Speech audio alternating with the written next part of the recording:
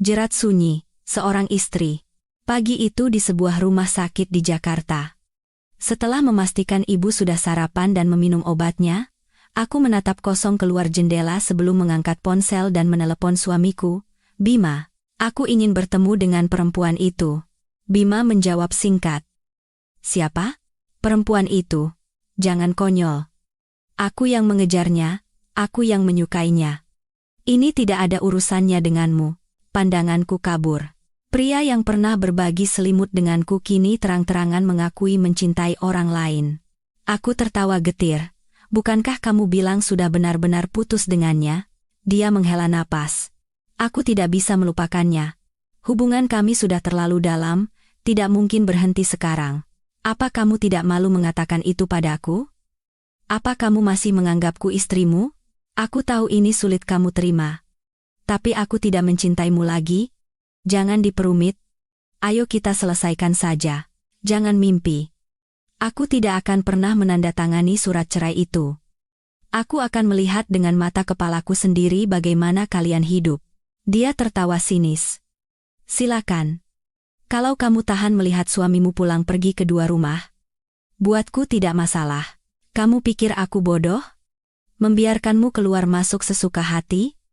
Aku akan menuntutmu dan perempuan itu atas perzinahan dan perusakan rumah tangga. Kamu kekanak-kanakan sekali. Sudahlah, kita akhiri saja. Tapi aku tidak mau. Aku akan menjadi belenggu dalam hidupmu selamanya. Sebenarnya, apa maumu? Uang. Sebegitu serakahnya kamu? Siapa yang tidak suka uang? Dulu kamu berjanji akan memberikan seluruh hartamu padaku dan anak-anak. Sekarang, tepati janji itu. Kamu boleh pergi, tapi hanya bawa badanmu saja. Dia tertawa terbahak-bahak, suaranya penuh penghinaan. Kamu sedang berhalusinasi? Uang adalah nyawaku? Kamu pikir aku gila mau memberikan semuanya padamu? Aku berusaha keras menjaga ketenangan. Lalu kenapa dulu kamu bicara seperti itu? Suaranya sedingin es. Kamu ini bodoh atau pura-pura bodoh? Pria mana yang tidak akan pura-pura menyedihkan saat meminta maaf? Lihat dirimu baik-baik. Semua yang kita capai ini sebagian besar adalah jerih payahku. Kontribusimu seberapa besar? Tutup mulutmu.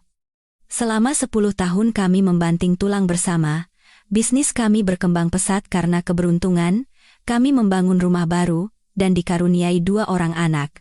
Kukira kami akhirnya bisa hidup tenang. Tapi begitu punya uang, Bima mengkhianati anak dan istrinya. Kamu akan segera kena karmanya. Dia tertawa sampai terengah-engah. Suara tawa itu membuat bulu kuduku merinding. Karma? Yang kulihat di mataku hanya uang dan wanita-wanita cantik.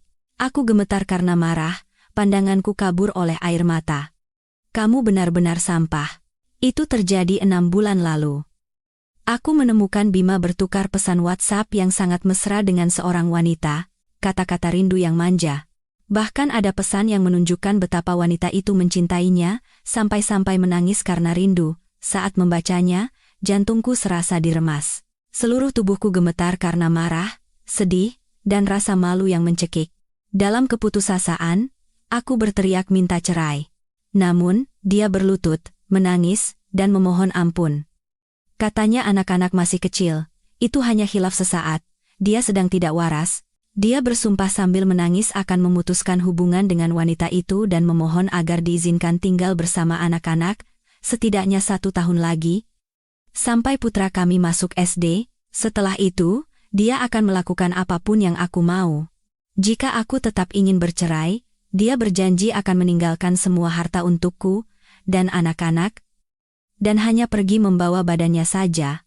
Melihatnya menangis dan tatapan matanya, hatiku luluh. Luka di hatiku belum sembuh, tapi aku memilih untuk memaafkan.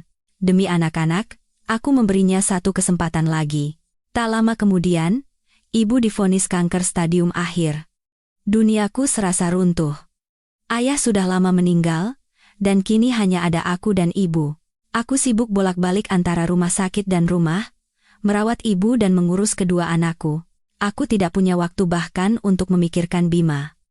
Lalu, karena sering cuti dan pulang cepat, aku disarankan mengundurkan diri dari kantor. Tepat saat aku bingung harus berbuat apa, Aku mengetahui dia berselingkuh lagi. Kali ini, dia tidak lagi menangis atau memohon ampun. Dia dengan tenang meminta cerai. Begitulah, dalam waktu singkat, aku kehilangan segalanya, pekerjaan, suami, dan bahkan kepercayaan pada hidup.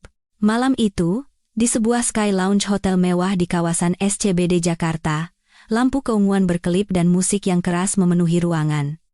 Reza duduk di sebuah meja, memegang gelas anggur sambil mengamati sekeliling.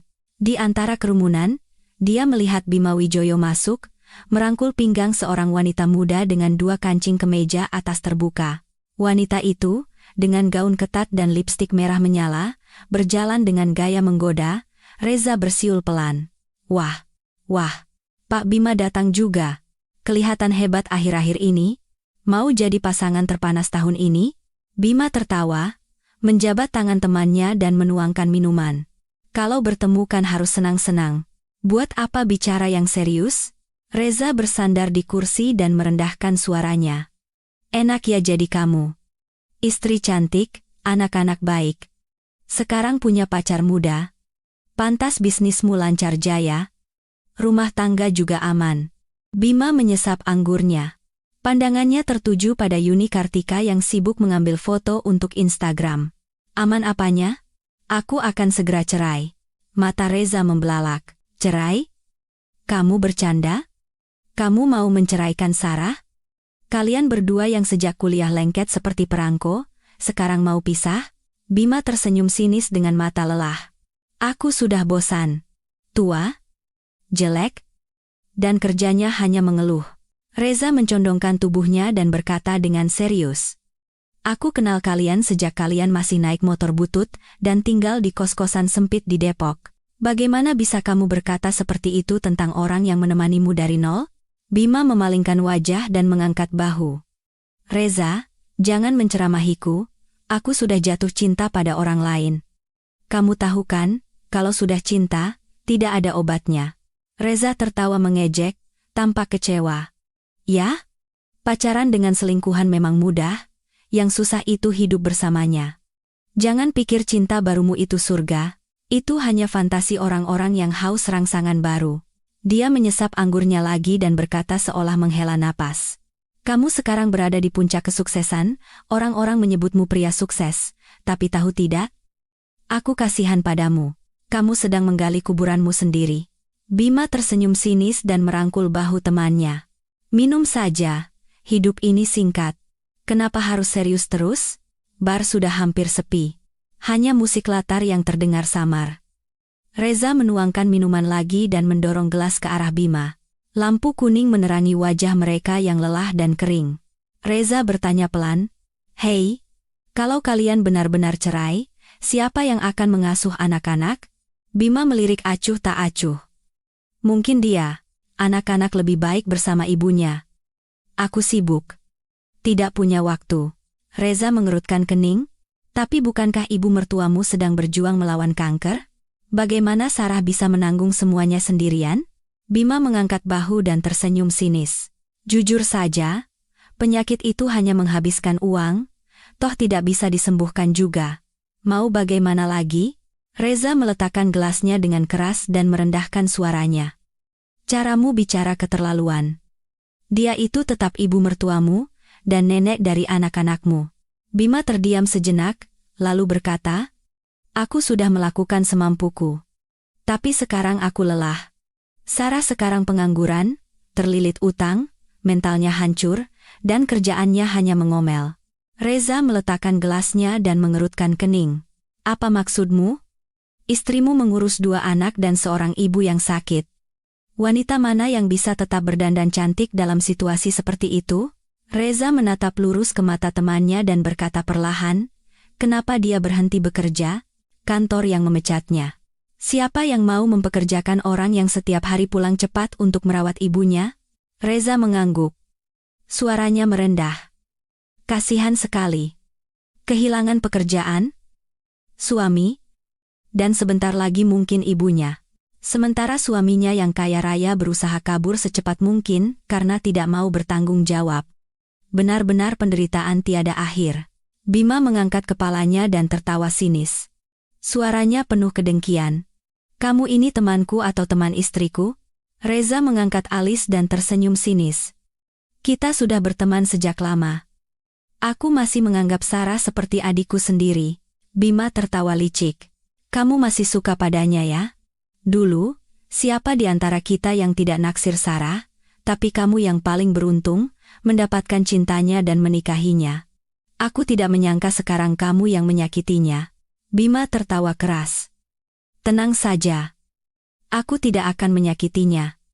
Aku akan berikan semua harta yang dia mau. Reza menyipitkan mata dengan curiga. Dengan pengaruh alkohol, Bima berkata, perempuan itu gila uang, dia akan menggali kuburannya sendiri. Kalau dia terus menempel padaku dan mengganggu hubunganku dengan Yuni, aku akan menunjukkan padanya apa arti penderitaan yang sesungguhnya. Reza bertanya lirih, kamu mau menjebak mantan istrimu? Bima bersandar di kursi dan menyeringai. Dia pikir dia siapa? Kamu pikir aku tidak bisa mengatasi satu perempuan sepertinya?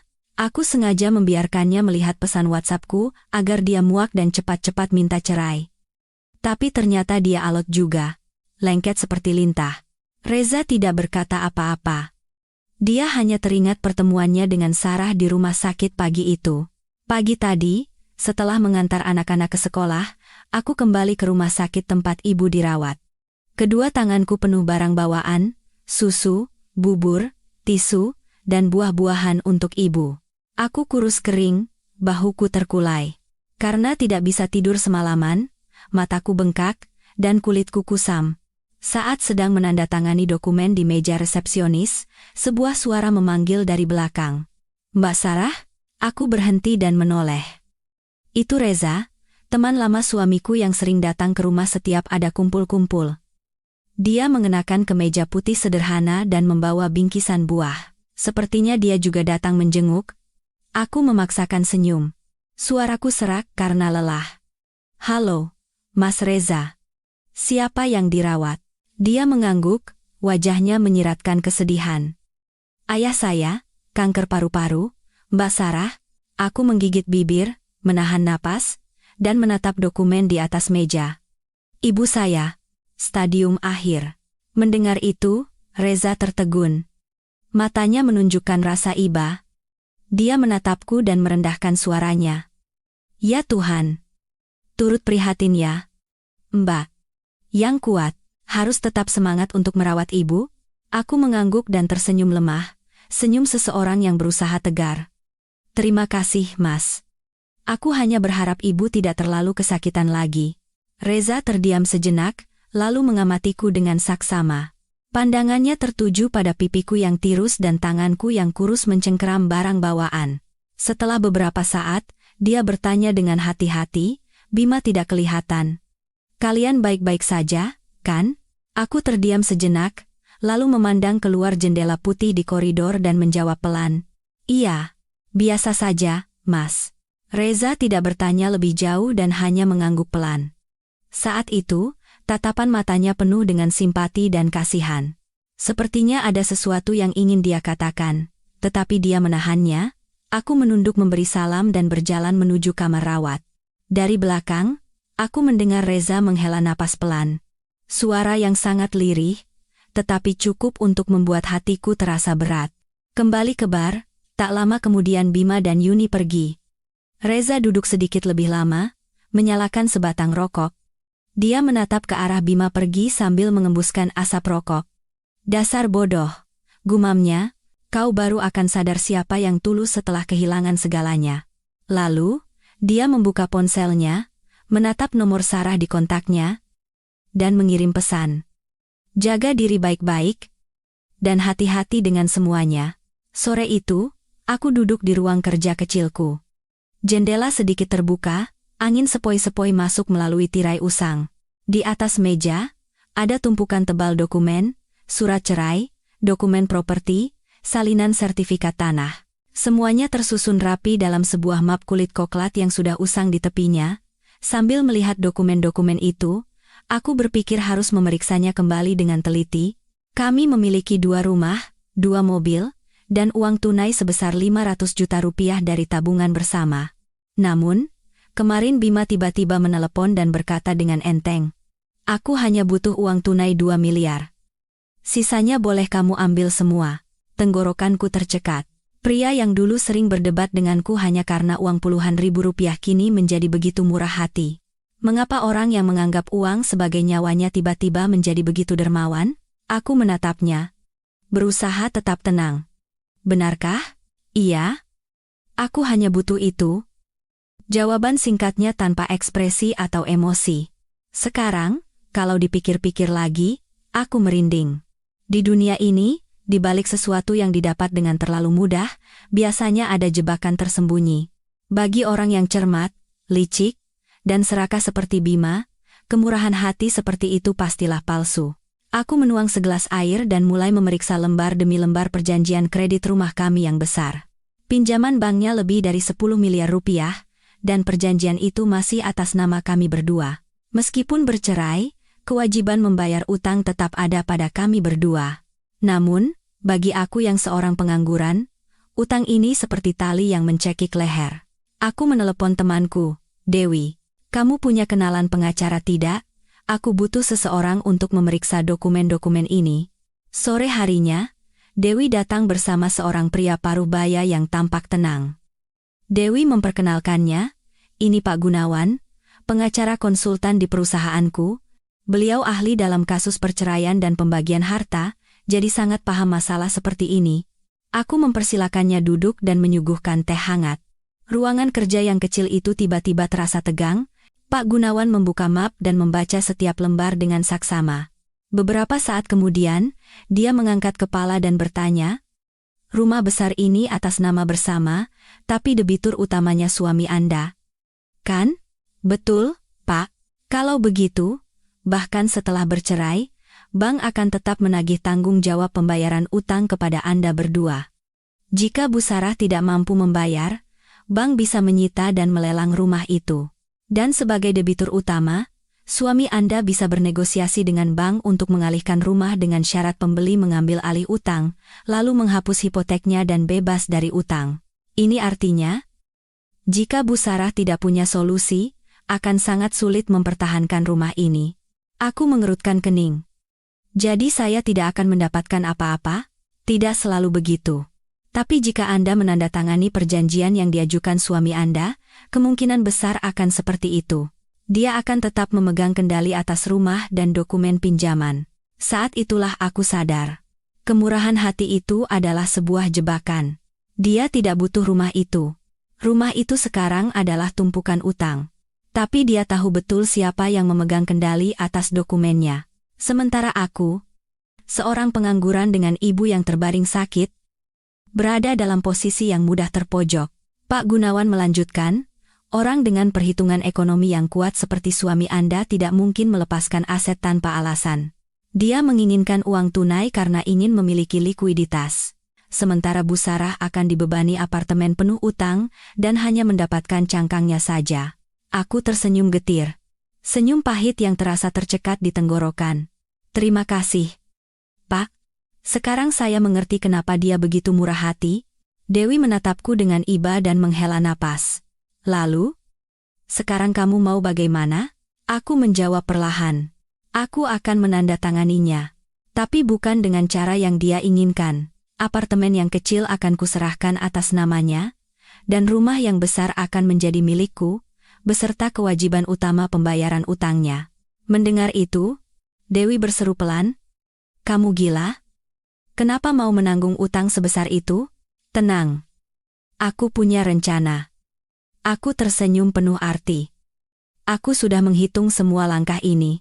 Satu-satunya cara untuk membalas dendam pada orang seperti Bima Wijoyo adalah dengan membiarkannya masuk ke dalam jebakan yang dia gali sendiri."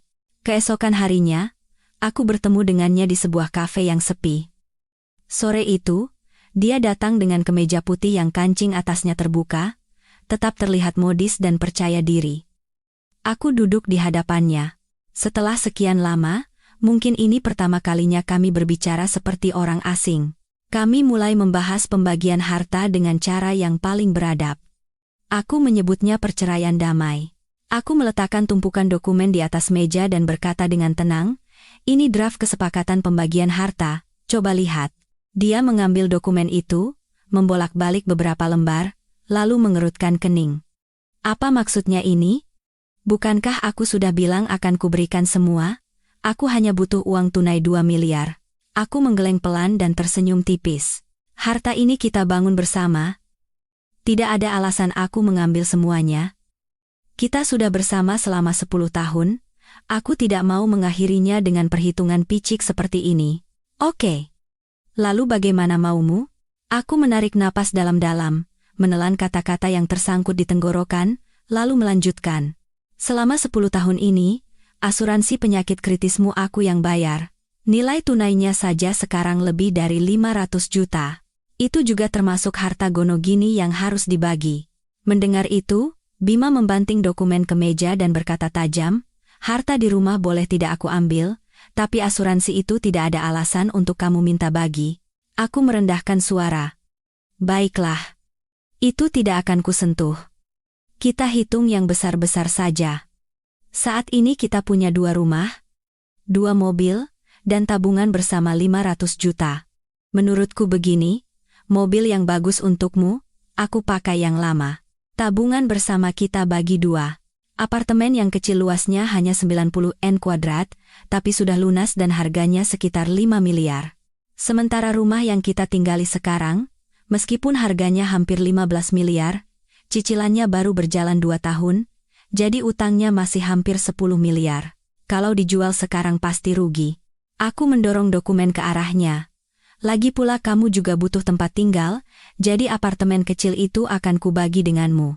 Dia terdiam, membaca setiap baris dokumen dengan teliti. Setelah beberapa saat, dia bertanya pelan, maksudnya dibagi bagaimana? Rumah itu menjadi atas namamu, dan kamu memberiku setengah dari harganya, yaitu 2,5 miliar. Bima mengerutkan kening dan sedikit mengangkat bahu. Dari mana kamu menghitung harga rumah itu? Lokasinya jauh dari pusat kota. Belum tentu laku 5 miliar kalau dijual. Aku berkata dengan lembut.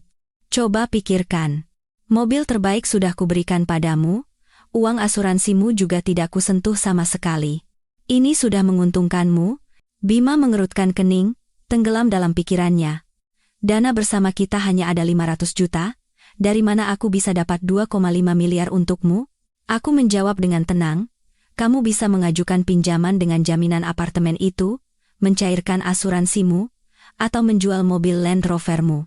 Pasti cukup, seperti yang kamu tahu, aku harus membayar cicilan rumah yang besar, jadi aku ingin menyelesaikan urusan utang piutang dengan bersih.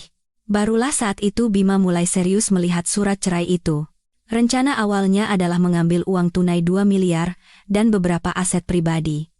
Dia tahu betul, jika aku harus memberinya 2 miliar, aku harus menjual apartemen kecil itu atau menyerahkan kepemilikannya padanya. Dengan begitu, dia akan mendapatkan 2 miliar tunai, dan aku akan menanggung aset berisiko. Namun, ketika aku sengaja menekannya untuk mengambil aset itu, dia tidak punya alasan untuk menolak. Setelah beberapa saat, dia berkata perlahan, jadi kesimpulannya, berapa yang harus aku berikan padamu?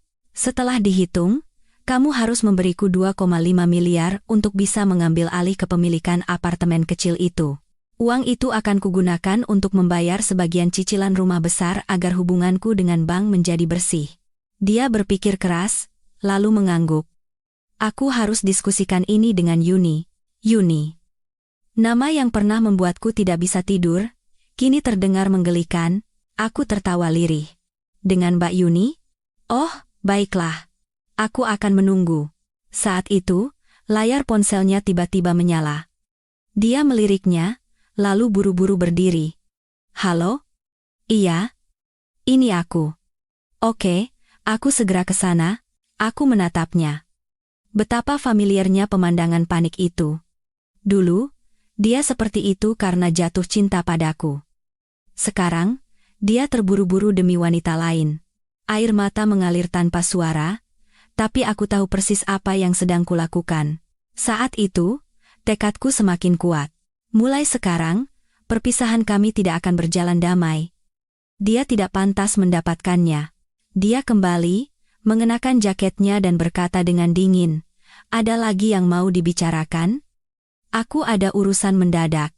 Aku mengangguk pelan. Satu hal terakhir, aku tidak bisa mengurus anak-anak. Dia berhenti, matanya melotot. Apa katamu barusan? Aku menjawab dengan jelas. Aku tidak punya kemampuan untuk menjamin kehidupan yang layak bagi anak-anak. Kamu sibuk bekerja? Jadi kurasa paling masuk akal jika kedua anak kita dititipkan pada orang tuamu. Orang tuaku tidak punya kewajiban mengurus anak-anak, bentaknya tajam. Aku tahu. Aku akan mempekerjakan asisten rumah tangga dan membayar gajinya setiap bulan. Kamu hanya perlu membantu biaya hidup mereka. Orang tua juga nyaman, kamu tidak repot. Aku jadi punya waktu untuk bekerja dan merawat ibuku. Dia menatapku dengan mata penuh keheranan. Aku yang selalu berkorban dan khawatir tentang anak-anak, kini seolah-olah lari dari tanggung jawab. Ponselnya berdering lagi. Dia melihat layarnya, wajahnya menjadi gelap, dan bergumam, "Aku sibuk, kita bicarakan ini lain kali." Dia berbalik dan berjalan cepat keluar pintu. Aku menatap punggungnya dengan perasaan hampa. Aku tahu betul urusan mendadak itu adalah Yuni. Aku bersandar di kursi, menggigit bibir. Rasa sedih dan marah bercampur aduk, membuat dadaku sesak. Aku akan memulai kembali dengan ketenangan akal sehat dan kepercayaan diri seseorang yang telah melihat segalanya. Dalam pernikahan, yang mengerti hukum adalah pemenangnya. Sore itu, hujan gerimis tiba-tiba turun. Hujan yang membasahi Taman Suropati tampak seperti kabut. Aku baru saja kembali dari rumah sakit, tubuhku lelah, dan pikiranku kosong. Ibu terbaring kurus kering. Dokter berkata jika biaya perawatan tambahan tidak dibayar, terapi obat baru harus dihentikan. Aku memeriksa rekeningku. Uang di rekening bersama masih utuh. Tanpa ragu, aku mentransfer 500 juta rupiah ke rekening rumah sakit. Notifikasi pengurangan saldo muncul di ponselku. Mungkin Bima di seberang sana juga menerimanya. Tak lama kemudian, telepon berdering. Suaranya sangat tegang. "Itu dana bersama? Kenapa kamu pakai seenaknya untuk biaya rumah sakit? Nanti cicilan bank mau dibayar pakai apa?" Aku bersandar di dinding, menjawab seolah tidak terjadi apa-apa. Tapi ibu sedang kritis. Biaya rumah sakit harus dibayar. Kita kan masih suami istri, merawat orang tua yang sakit adalah kewajiban anak, bukan? Gila kamu. Uang itu akan kupotong dari harga rumah yang harus kuberikan padamu. Dia menggeram dan menyebutkan angka. 2 miliar. Tidak sepeser pun lebih. Aku sudah cek, harga apartemen itu tidak sampai 5 miliar. Pasaran sedang anjlok, terserah. Kalau kamu mau cepat cerai, segera kirim sisa 2 miliar itu. Dengan begitu, kita tidak akan punya urusan lagi, dan kamu tidak perlu bertanggung jawab apapun pada kami. Bima terdiam, lalu menutup telepon. Tapi 3 hari kemudian, 2 miliar rupiah masuk ke rekeningku. Aku tidak berkata apa-apa lagi, kami pergi bersama ke pengadilan agama dan mengajukan surat cerai. Kedua anak diputuskan untuk tinggal bersama ayah mereka. Aku menyetujui semua klausul, dan harta dibagi sesuai perhitungan. Kami juga dengan cepat menyelesaikan proses balik nama apartemen kecil ke atas nama Bima. Rumah besar menjadi milikku, tetapi karena masih dijaminkan ke bank, kami harus menambahkan klausul dalam perjanjian. Setelah perceraian, pihak kedua aku berhak sepenuhnya menggunakan dan mengelola rumah tersebut serta memikul kewajiban utama pembayaran utang. Kedua belah pihak setuju bahwa setelah kewajiban pembayaran utang selesai, pihak pertama, Bima, akan bekerja sama tanpa menunda untuk mengalihkan kepemilikan rumah tersebut kepada pihak kedua. Saat membaca perjanjian itu, dia hanya fokus pada frasa kewajiban utama pembayaran utang. Dia berpikir telah bebas dari utang besar, sehingga perjanjian itu ditandatangani dengan cepat dan dibubuhi meterai. Aku mendengar desas-desus bahwa dia sampai meminjam uang dari rentenir untuk membayar uang yang harus dia berikan padaku. Rencananya adalah mengajukan pinjaman dengan jaminan apartemen kecil yang baru saja dibalik nama untuk melunasi utang rentenir itu. Dia menghitung dengan cermat, tetapi rencana manusia tidak akan pernah bisa mengalahkan takdir. Sejak 2 miliar itu ada di tanganku, aku tahu aku sudah memegang ujung benang, cukup dengan sekali tarikan ringan, pria sombong itu akan tercekik. Seminggu kemudian, sebuah pesan masuk dari bank. Yitiat. Nasabah, Cicilan KPR Anda telah jatuh tempo. Tagihan bulan ini sebesar Rp42.800.000. Pesan yang sama juga sampai di ponsel Bima. Aku bisa membayangkan betapa masam wajahnya saat melihat pesan itu. Aku membacanya, lalu mengabaikannya. Setelah putusan pengadilan, aku tidak langsung mengirim anak-anak ke rumah mertua. Aku mempekerjakan seorang asisten rumah tangga, berusia pertengahan 40-an yang teliti, dan rajin dengan gaji 3 juta sebulan. Uang itu adalah beban besar bagiku saat ini, tetapi kehadirannya memberiku ketenangan untuk mulai bekerja lagi, merawat ibu, dan membayar utang. Aku meminta waktu 1 bulan lagi untuk mengurus anak-anak, dan Bima setuju.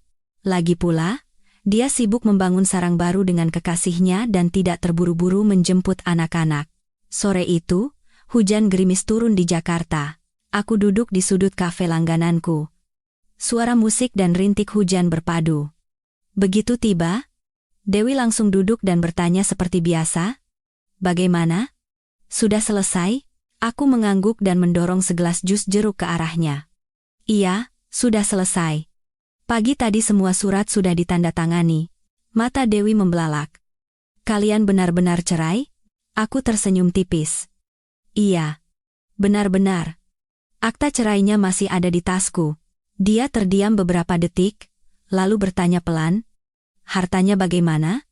Dia menerima semua syaratmu?" "Iya." Aku mengangguk.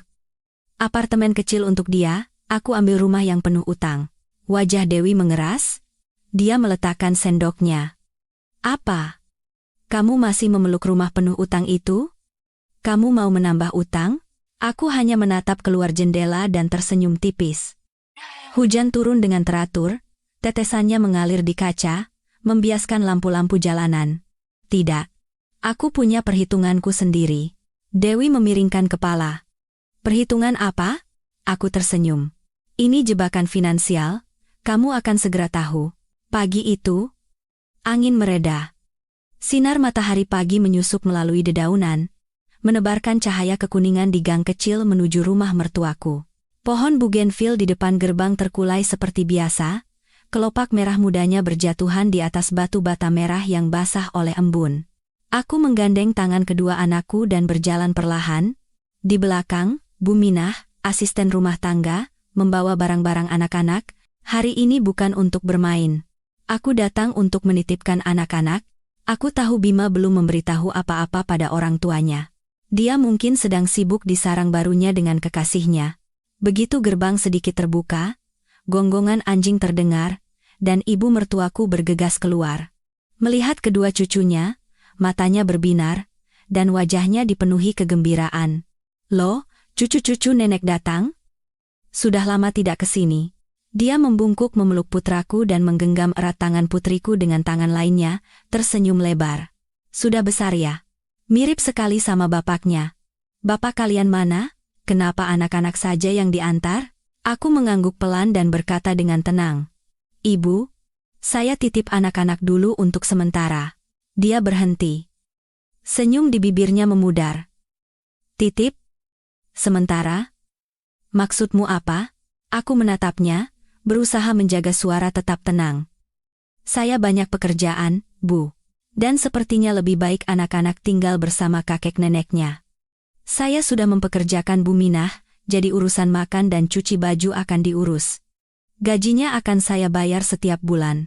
Suasana tiba-tiba menjadi berat. Ibu mertuaku mengangkat kepala dan mengamatiku dari ujung rambut sampai ujung kaki.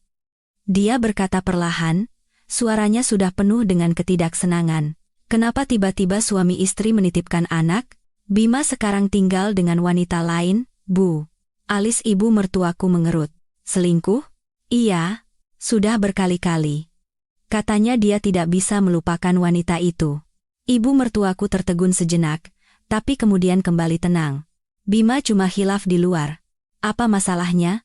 Sebagai istri, harusnya bisa sabar dan memaafkan. Perempuan kalau emosian, rugi sendiri." "Sarah, kamu kan sudah jadi ibu? Pikirkan anak-anak, laki-laki mana yang tidak pernah salah? Tidak ada ceritanya istri bisa mendidik suami dengan cara pergi dari rumah." Aku hanya berdiri diam dan tersenyum sinis. Ibu, kalau hanya sekali hilaf, saya tidak akan begini. Maksudmu apa? Kamu mau meninggalkan suamimu? Serunya. Iya. Kami sudah bercerai. Sekarang, saya hanya berharap bapak dan ibu mau menjaga anak-anak agar mereka tetap bisa tumbuh di lingkungan keluarga. Matanya melotot, dia melangkah maju dan menunjukku dengan tangan gemetar. Astaga! Apa yang kamu katakan? Beraninya kamu meninggalkan anakku? Kamu pikir kamu siapa? Perempuan kalau meninggalkan suami, nanti mau bergantung pada siapa? Kamu hanya akan jadi bahan gunjingan orang. Jantungku terasa sesak, tapi aku tetap menjaga suara tetap tenang. Saya tidak takut digunjingkan siapapun. Bu, saya hanya melepaskan diri dari pernikahan yang tidak menghargai saya. Saya pikir anak-anak lebih butuh ibu yang menjaga harga dirinya daripada ibu yang bertahan dalam penghinaan. Wajahnya memerah, suaranya meninggi. Bicaramu pintar sekali, anak muda sekarang, sekolah sedikit tinggi, jadi tidak tahu sopan santun pada orang tua, meremehkan keluarga suami.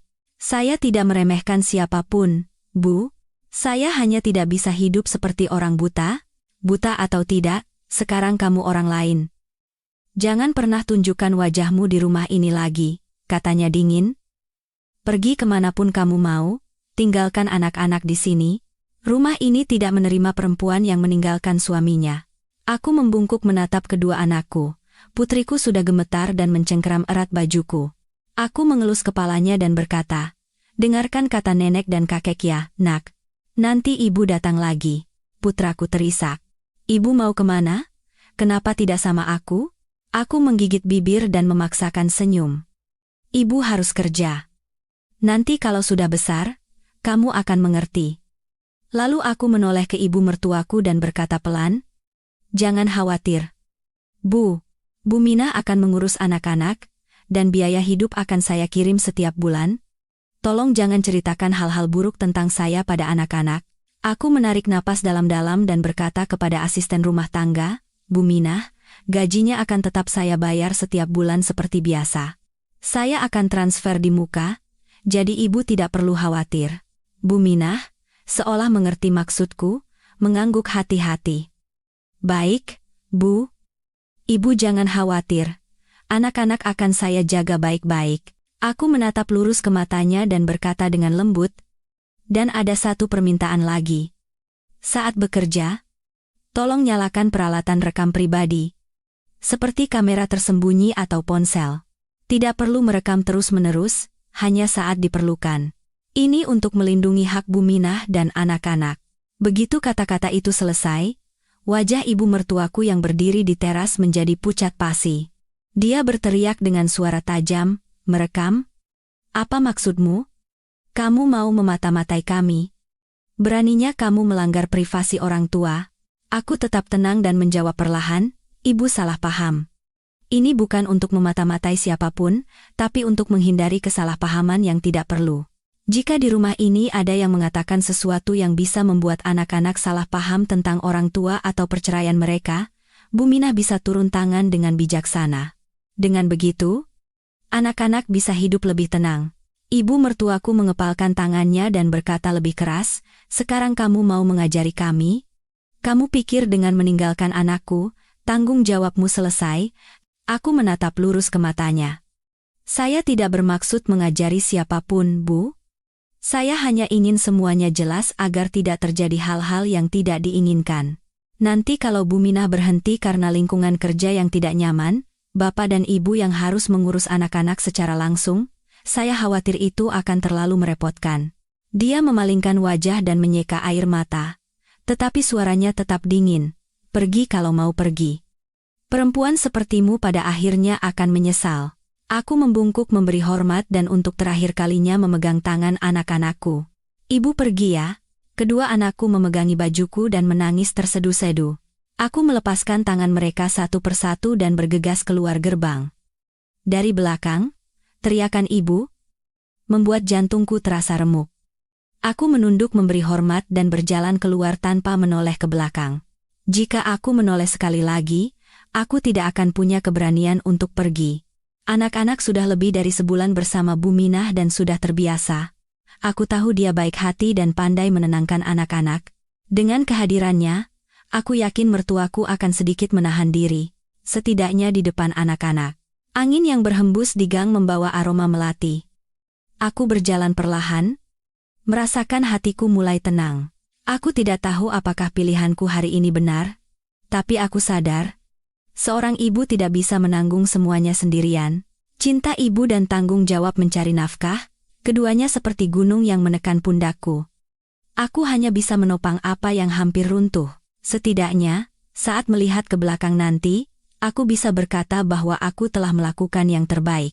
Seminggu kemudian, di rekeningku masih ada sisa lebih dari 2 miliar rupiah, tapi aku sama sekali tidak berniat menggunakannya untuk melunasi cicilan apartemen besar itu. Biaya rumah sakit yang tak ada habisnya adalah lubang tanpa dasar. Aku tahu betul. Karena ketakutan itulah Bima lari dari tanggung jawab. Meskipun hak asuh anak untuk sementara tidak ada padaku, aku tidak akan membiarkan masa depan mereka ditentukan oleh orang lain. Aku butuh waktu. Aku sedang mempersiapkan segalanya untuk bisa menjemput anak-anak secepat mungkin. Sambil menunggu, aku membagi uang itu menjadi 3 bagian. 1 bagian kutukar dengan emas dan disimpan di brankas bank. Bagian lain kumasukkan ke deposito berjangka yang tidak bisa dicairkan di tengah jalan. Sisa uangnya kugunakan untuk membayar sebagian biaya rumah sakit dan sisanya untuk dana darurat. Namun, aku tidak melunasi seluruh cicilan bank, hanya membayar bunga minimal. Aku ingin pinjaman itu tetap menjadi belenggu tak terlihat antara aku dan dia. Setiap bulan, bank mengirim surat peringatan tunggakan. Kami berdua menerima pesannya, tapi hanya dia yang tidak bisa tidur dan cemas. Setelah bercerai selama 2 bulan, aku masih merawat ibu di rumah sakit. Tagihan rumah sakit, biaya obat, dan biaya pemeriksaan terus membengkak setiap saat. Pesan tagihan dari bank datang, tapi aku tidak menjawabnya. Pesan yang sama pasti juga sampai ke Bima. Dia pasti jauh lebih takut daripada aku. Suatu hari, saat mengambil obat ibu, aku melihat pesan dari bank di ponselku. Ya Tehat. Nasabah, pinjaman Anda telah menunggak selama 60 hari. Total sisa pokok saat ini 9.764.500.000. Dengan bunga tunggakan 64.200.000 rupiah. Aku meletakkan ponselku. Tidak panik. Tidak takut. Pesan yang sama pasti juga sampai ke Bima. Dan seperti dugaanku, Bima mencariku. Dia tampak lebih kurus dari sebelumnya, kantung matanya menghitam, dan wajahnya tegang. Kemejanya kusut, menunjukkan dia tidak punya waktu untuk mengurus diri sendiri. Begitu melihatku, wajahnya mengeras. Kamu sengaja tidak bayar cicilan, kan? Bank sampai menghubungiku. Aku menuangkan air dan mendorong gelas ke arahnya. Minumlah. Aku tidak pernah bilang tidak akan bayar. Aku hanya bilang belum mampu. Jangan bohong. Aku tahu kamu punya uang. Kenapa tidak kamu bayar? Uangnya sudah kumasukkan ke deposito. Uang itu untuk ibu dan anak-anak. Kamu tahu kan ibuku sedang dirawat? Dan apartemen itu kan aku yang tinggali, aku tidak akan lari kemana-mana. Dia memukul meja dan berteriak, apartemen itu milikmu, jadi utangnya juga tanggung jawabmu. Kita sudah cerai, aku tidak ada urusan lagi. Aku merendahkan suara. Aku tahu. Bukannya tidak mau bayar, tapi uangku sedang habis untuk biaya rumah sakit ibu. Kalau kamu tidak mau diganggu, tolong bayarkan dulu untuk bulan ini. Nanti akan kuganti. Bima pergi dengan marah. Tapi tak lama kemudian, 46 juta rupiah ditransfer ke rekeningku dari Bima. Pesannya berbunyi, bayarkan ke bank. Jangan sampai mereka meneleponku lagi. Aku membalas oke dan tersenyum sambil memblokir nomornya. 3 bulan setelah menitipkan anak-anak, hidupku perlahan mulai stabil. Pagi aku bekerja, malam aku merawat ibu di rumah sakit. Suatu pagi, telepon dari bank datang. Suara seorang karyawati yang sopan. Selamat pagi, dengan Bank A, apa benar dengan Ibu Sarah Astuti? Iya, benar. Ada apa ya? Ibu. Pinjaman KPR apartemen ibu saat ini menunggak selama 3 bulan. Kami sudah memberitahukan beberapa kali tapi tidak ada tanggapan. Ibu bisa segera masuk daftar hitam kredit. Aku menutup mata pelan dan menarik napas dalam-dalam. Baik, Saya mengerti, akan saya periksa dokumennya. Setelah menutup telepon, aku duduk termenung selama beberapa detik. Keesokan harinya, saat sedang bekerja, telepon berdering lagi, kali ini nomor yang berbeda. Seorang pria berkata dengan panik, "Ibu Sarah? Saya dari dealer mobil. Bapak Bima Wijoyo sedang mengisi formulir pembelian mobil untuk Ibu Yuni Kartika. Tapi dari Bank A ada informasi kredit macet. Kami hanya ingin konfirmasi, mungkin ada kesalahan sistem?" Aku tersenyum tipis. "Oh, saya rasa bukan kesalahan. Sistemnya pasti akurat." "Ah, baik." Aku tidak menutup telepon. Dari seberang sana, aku mendengar suara Bima dan Yuni bertengkar. Sepertinya rencananya membelikan mobil untuk calon istri barunya gagal di tahap persetujuan kredit. Bank mengatakan dia adalah seorang kreditur macet. Meskipun aku tidak di sana, aku bisa membayangkan wajah Bima yang memerah karena malu dan marah di depan staf dealer. Di saat yang sama, karena terus ditagih oleh rentenir, Bima mencoba mengajukan pinjaman dengan jaminan apartemen kecil atas namanya. Tapi usahanya tidak mudah. Di kantor agen properti yang mewah, Bima memukul meja dengan keras. Kopi tumpah. Dokumen berantakan. Konsultan kredit di sebelahnya tampak bingung. "Maaf, Pak. Sistem menunjukkan ada tunggakan pinjaman jaminan yang lain, jadi bank sulit menyetujui pinjaman baru." Dia menggeram dan menekan nomorku, tapi sayangnya aku sudah memblokirnya. Dia merebut ponsel konsultan itu, mencari nomorku, dan menelepon, suaranya penuh amarah. "Sarah, apa yang kamu lakukan? Kenapa cicilannya tidak dibayar? Aku baru saja tiba di rumah." Mendengar teriakan di telepon, aku tidak terkejut. "Siapa ini?" "Aku. Bima. Gara-gara kamu tidak bayar cicilan rumah besar itu, bank menghubungiku terus." Aku tersenyum tipis dan menjawab dengan sangat tenang, "Oh, soal itu? Uangku habis." "Gila kamu. Di rekeningmu ada lebih dari 2 miliar. Uang itu untuk biaya rumah sakit ibu dan membesarkan anak-anak. Cicilan itu, aku benar-benar tidak sanggup membayarnya sekarang." Telepon di seberang hening sejenak, lalu terdengar napas kasar penuh amarah. "Ingat, rumah itu milikmu. Kewajiban membayar utang juga ada padamu. Kamu lupa bulan lalu aku sudah membayarkan 46 juta untukmu? Cepat kembalikan uangku." "Baiklah." Aku tetap menjaga suaraku ringan seperti angin. "Maaf membuatmu kecewa. Bukannya tidak mau bayar, hanya saja tidak mampu." Setelah beberapa saat, suaranya bergetar karena tertahan. "Sarah, kamu serendah ini? Merugikan aku juga? Kita bukan suami istri lagi, kenapa kamu terus menggangguku?" Aku menutup mata dan menghela napas pelan. Suaraku menjadi dingin. "Rendah atau tidak? Itu tergantung sudut pandang. Pak Bima, apa Anda lupa perjanjian kredit itu masih atas nama kita berdua? Bank tidak peduli Anda sudah cerai atau belum. Di atas kertas, kita berdua adalah debitur bersama. Kalau aku tidak mampu bayar, wajar saja bank mencarimu. Bukankah pendapatanmu lebih tinggi dariku?" Kata-kataku seperti menyiram air dingin ke kepala Bima. Dia terdiam selama beberapa detik, lalu tiba-tiba tertawa. Tawa yang kasar dan serak. "Kamu benar-benar kekanak-kanakan? Aku tidak menyangka, setelah bertahun-tahun hidup bersama, kamu bisa sepicik ini." Aku menjawab dengan tenang. "Ini bukan picik. Aku hanya belajar hidup seperti caramu hidup." Telepon terputus. Aku berdiri di dekat jendela. Sinar matahari yang masuk melalui tirai menciptakan garis cahaya rapuh di dinding. Pagi itu, setelah keluar dari pengadilan, Bima tampak begitu lega, seolah baru saja melepaskan beban 10 tahun.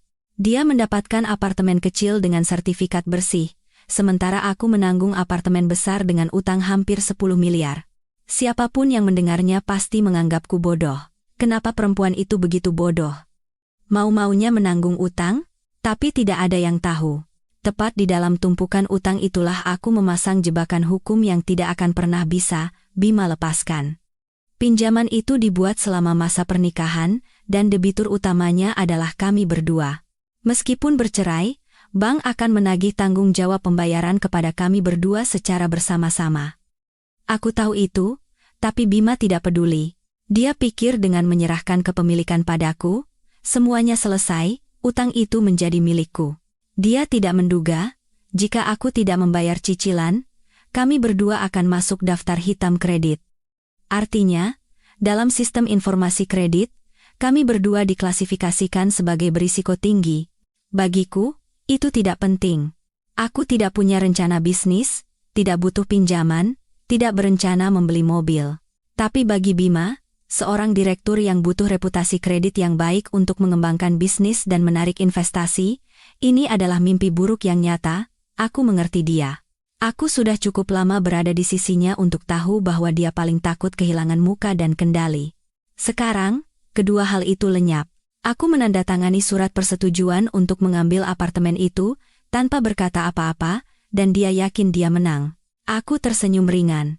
Dia selalu merasa dirinya pintar dan kompeten, dan meremehkan aku, istrinya. Sekarang, saatnya membayar harga. Suatu pagi, Reza menelepon. Suaranya ragu-ragu, "Sarah, ku dengar pengajuan pinjaman Bima untuk proyek besar ditahan oleh bank. Katanya karena ada utang yang belum lunas. Dia sedang berusaha keras mencari solusi, tapi sepertinya tidak berhasil." Aku menjawab dengan tenang. "Aku tahu. Mas, kamu tidak berniat membantunya, bagaimanapun juga, kalian pernah menjadi suami istri. Kalau kamu bantu sedikit, mungkin bebannya lebih ringan." Aku tersenyum tipis.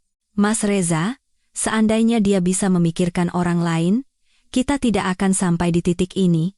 Ini akibat perbuatannya sendiri." Telepon di seberang hening, lalu Reza hanya menghela napas. Aku menutup telepon, bersandar di kursi, dan menatap langit-langit.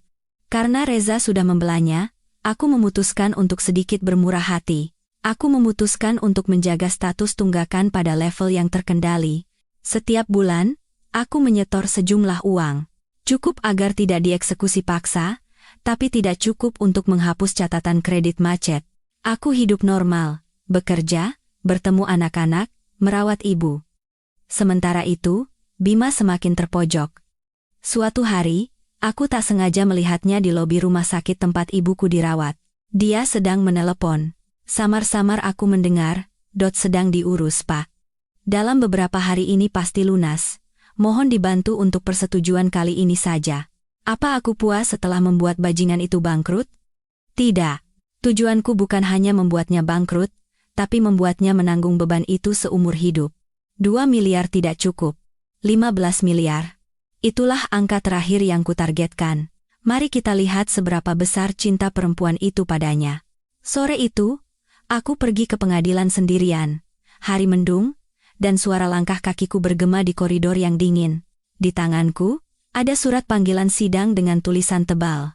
Perkara sengketa harta Gonogini pasca perceraian. Penggugat Bima Wijoyo. Akhirnya, dia menggugatku. Aku tidak terkejut. Waktunya yang akan terbuang. Ruang mediasi kecil dan langit-langitnya rendah. Di bawah lampu neon, wajah semua orang tampak pucat. Di depan meja mediator, ada kursi panjang untuk kedua belah pihak. Di sebelah kanan, Bima duduk dengan punggung tegak. Kemeja rapi yang disetrika licin. Tatapannya dingin dan sombong. Aku duduk di sebelah kiri. Tanpa pengacara, tanpa pendamping, palu diketuk. Mediator berusia sekitar 50-an membacakan dokumen, suaranya bergema. Tergugat, Sarah Astuti, penggugat Bima Wijoyo dalam gugatannya menuntut tergugat untuk melaksanakan isi kesepakatan cerai, yaitu menanggung sendiri utang KPR apartemen besar, mengembalikan dana talangan sebesar 46 juta rupiah, dan menanggung biaya perkara. Apa ada yang ingin Anda sampaikan? Aku menjawab pelan. Saya mengakui adanya kesepakatan tersebut, tetapi saat ini saya tidak mampu melunasi utang bank. Bima langsung menyela, "Bohong. Dia punya uang." "Yang mulia, dia hanya tidak mau bayar." Mediator mengetuk palu, memperingatkan, "Penggugat, harap tenang. Silakan bicara saat diberi kesempatan." Lalu dia bertanya padaku, "Menurut akta cerai, tergugat menerima 2,5 miliar rupiah. Mengapa uang itu tidak digunakan untuk membayar utang?" Aku menjaga suara tetap tenang. "Sebagian besar uang itu saya gunakan untuk biaya pengobatan ibu saya yang menderita kanker stadium akhir, sisanya untuk gaji asisten rumah tangga yang merawat kedua anak kami. Saat ini saya tidak bekerja dan tidak punya penghasilan. Saya tidak menolak kewajiban, hanya meminta waktu. Mediator mengerutkan kening dan berkata tajam, tergugat terus berubah-ubah keterangan. Menurut data dari bank, di rekening tergugat masih ada sisa dana hampir 2 miliar. Kenapa Anda bilang tidak punya uang? Aku diam. Aku berhak menentukan untuk apa uangku digunakan, tapi aku tidak mau menjelaskan lebih jauh. Apapun yang kukatakan, mereka tidak akan mengerti. Suasana di ruang mediasi tegang. Beberapa menit kemudian, mediator membacakan putusan. Berdasarkan catatan perkara dan kesepakatan cerai yang ada, tergugat Sarah Astuti diperintahkan untuk mengembalikan dana sebesar 46 juta rupiah kepada penggugat Bima Wijoyo dalam waktu 15 hari sejak putusan ini, dan tetap melanjutkan kewajiban pembayaran utang bank sesuai kesepakatan. Tergugat menanggung seluruh biaya perkara perdata tingkat pertama. Aku mengangguk pelan. Semua sesuai dugaanku. Aku menerima putusan pengadilan tanpa reaksi. Saat keluar dari ruang mediasi, Bima dengan cepat menghampiri dan menghalangi jalanku. Suaranya penuh kemenangan. Sarah, waktumu 15 hari. Kalau tidak bayar, aku akan terus menggugatmu. Kamu pikir hukum itu main-main? Aku menatapnya dan berkata datar. Pak Bima, kamu pikir aku takut? Setelah sampai sejauh ini, apa menurutmu aku masih punya rasa takut? Lalu aku berbalik dan berjalan pergi. Suara hak sepatuku bergema di lantai ubin. Di belakangku, wajahnya yang tadinya penuh kemenangan perlahan mengeras di tengah koridor pengadilan. Tepat pada hari ke-15 setelah putusan pengadilan, aku membawa semua uang itu ke bank dan membayarnya. Kwitansinya masih hangat, kertas dengan stempel merah itu seolah menandai akhir dari sebuah babak yang usang. Aku mengangkat ponsel dan menelepon Bima. Suaranya terdengar. Halo. Aku berkata perlahan dan jelas. Utangku padamu sudah kulunasi sesuai putusan. Dan mulai bulan depan, aku tidak akan membayar cicilan bank lagi. Kalau mau gugat, silakan. Sampai jumpa di pengadilan. Sebagai informasi, pengadilan dan bank adalah sistem yang terpisah. Meskipun putusan cerai menyatakan aku yang bertanggung jawab atas utang, bank akan tetap berpegang pada perjanjian kredit awal. Jadi, yang akan terus menerima telepon tagihan, surat peringatan, dan masuk daftar hitam kredit adalah kamu. Karena pendapatanmu lebih tinggi, kamulah debitur utama dalam perjanjian kredit itu. Aku hanya menandatangani sebagai pemilik agunan bersama. Telepon di seberang benar-benar hening. Aku bisa mendengar napasnya yang kasar, menahan amarah. Aku tahu satu serangan ini akan membuatnya tidak bisa tidur selama seminggu. Seperti kataku, ponselnya berdering tanpa henti. Layarnya menunjukkan nama yang familiar. Bang A. Dia menghela napas dan tidak menjawab, tapi beberapa menit kemudian deringnya semakin gigih. Akhirnya, dia menyalakan speakerphone. Suara karyawati bank terdengar, sopan tapi sedingin es. Selamat sore, Pak Bima. Pinjaman Anda telah menunggak selama 10 hari.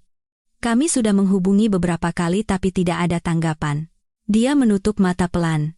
Tangannya terkepal sampai buku-buku jarinya memutih. Saya tahu. Akan segera saya urus. Baik, mohon diperhatikan, Pak. Jika menunggak 5 hari lagi, informasi Anda akan diklasifikasikan sebagai kredit macet dan semua pengajuan pinjaman dan kontrak baru di sistem keuangan akan diblokir. Sudah saya bilang saya tahu? Suaranya meledak, lalu dia membanting telepon. Selama 3 bulan terakhir, hal ini terjadi hampir setiap hari. Bank menelepon, mengirim pesan, email, bahkan surat somasi. Awalnya dia mencoba menanggapi dengan sopan, tapi lama-kelamaan suara petugas bank pun menjadi setajam baja. Pak Bima, bunga tunggakan Anda sudah berjalan? Jika tidak dilunasi dalam 5 hari, kami akan menempuh jalur hukum. Kata-kata itu seperti pisau yang mengiris hatinya. Dia pernah menjadi direktur perusahaan ekspor-impor, dihormati dan disambut baik. Sekarang, bahkan saat bertemu teman lama di jalan, dia hanya bisa tersenyum canggung. Malam hari, ketika rumah hanya diisi suara angin, dia menatap lagi laporan tagihan bank. Bunga lebih dari 40 juta setiap bulan. Setiap panggilan telepon mengingatkannya bahwa dia sedang menuai apa yang dia tanam. Dia pernah berkata pada Yuni, begitu bercerai, dia akan bebas dari utang dan bisa hidup nyaman. Sekarang, Yuni telah pergi, nomor teleponnya tidak bisa dihubungi. Yang tersisa hanyalah bank dan utang yang seperti sumur tanpa dasar.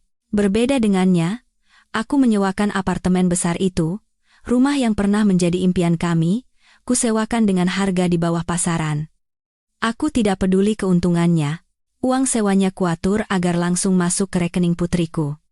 Aku berpesan pada Buminah untuk mengambil gajinya dari uang itu setiap bulan, dan sisanya dibiarkan untuk biaya kuliah putriku nanti. Ketika kabar itu sampai ke telinga Bima, dia meledak dalam amarah. Malam itu, ponselku berdering tanpa henti. Begitu ku jawab, suaranya berteriak, "Sarah, apa-apaan ini? Aku banting tulang bayar utang, kamu malah enak-enakan dapat uang sewa? Dasar perempuan licik. Awas ya. Meskipun utangnya lunas, aku tidak akan pernah mau balik nama rumah itu. Jangan mimpi bisa memiliki rumah itu seumur hidup." Aku bersandar di kursi dan tersenyum tipis. Suaraku sangat ringan. "Ah? Anda masih berpikir dengan cara lama ya, Pak Bima?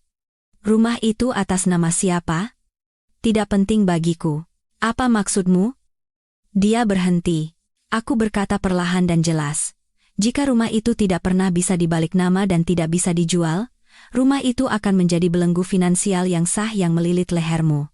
Kamu harus banting tulang membayar cicilan setiap bulan, selama bertahun-tahun, sampai kita tua. Pada akhirnya, rumah itu akan menjadi milik anak-anak kita." Aku berhenti sejenak, lalu merendahkan suara.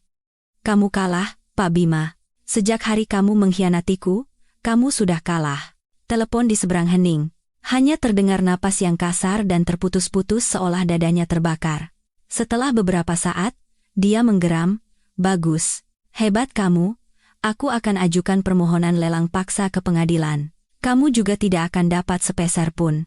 Aku tertawa dan berkata dengan tenang, "Bank yang punya hak prioritas atas aset, bukan pengadilan. Pengadilan hanya menangani sengketa perdata antara kita berdua, tidak bisa secara paksa melelang aset yang dijaminkan tanpa permintaan bank. Dan kalaupun bank benar-benar melelangnya, sisa uang setelah melunasi utang akan tetap dibagi antara aku dan kamu. Kamu tidak punya hak mengambil semua uang itu. Dan kamu akan tetap menjadi kreditur macet, karier dan reputasimu akan hancur. Sementara aku, tidak akan kehilangan apa-apa." Mendengar kata-kataku, dia berteriak seperti orang gila.